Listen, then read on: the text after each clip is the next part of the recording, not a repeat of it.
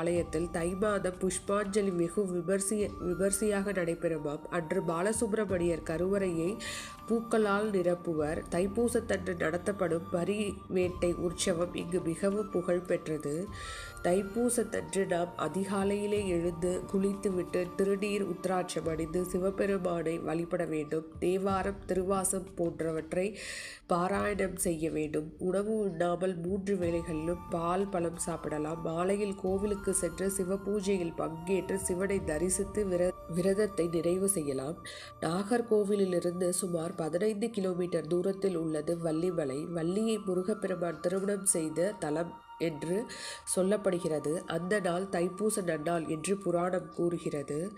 கும்பகோணத்திலிருந்து தென்கிழக்கில் 7 mile தூரத்தில் உள்ளது திருச்சேரை திருத்தலம். இங்கு காவேரியானவள் ஸ்ரீமன் நாராயணனை நோக்கி தவமிருந்தாள்.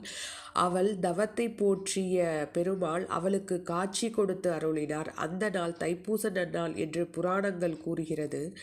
இலங்கையில் நல்லூர் என்னும் திருத்தலத்தில் உள்ள முருகன் ஆலயத்தில் வேலாயுதத்தை கருவறையில் எழுந்தருளச் செய்து அதை முருகப்பெருமானாக கருதி வழிபடுகிறார்கள். வேலின் இருபுறமும் வள்ளி திவ்யானை காட்சி தருகிறார்கள். இங்கு தைப்பூச விழாவை மிகச் சிறப்பாக கொண்டாடுவர்.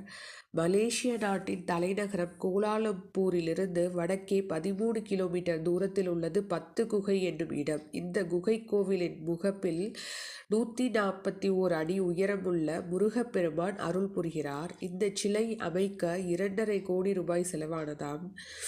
இங்கு தைப்பூசம் மிகச் சிறப்பாக கொண்டாடப்படுகிறது. திருநெல்வேலியில் தாமிரபரணி நதிக்கரையில் தவமிருந்து காந்திமதியம்மன் தைப்பூசத்தில் சிவனருள் பெற்றதாக ஐதீகம். எனவே தைப்பூசத்தில் நெல்லையப்பர் ஆலயம் விழா கோலம் காணுமாம். திருவிடைமருதூர் கோவிலில் பிரம்மோற்சவம் தைப்பூச நாளில் நடைபெறுகிறது. வஜன் வரகுண பாண்டியன் ஆகிய மன்னர்கள் தங்கள் பாவம் தீர தைப்பூசத்தன்று இங்கு புனித தீர்த்தத்தில் நீராடி வரம் பெற்றதாக ஐதீகம். இக்கோவிலில் உள்ள அஸ்வமேத பிரகாரத்தை வலம் வந்தால் பிரம்மஹதி தோஷம் நீங்கும் என்பர். சூரனை அழிக்க பராசக்தி தன் ஆற்றல் முழுவதையும் ஒன்று திரட்டி வேல் ஒன்றை உருவாக்கி அதை முருகனிடம் கொடுத்த நாள் தைப்பூச நாள் தான். இந்த வேல் தான் சக்திவேல். சக்திவேல் இது பிரம்ம வித்யாஸ் சொரூபமானது.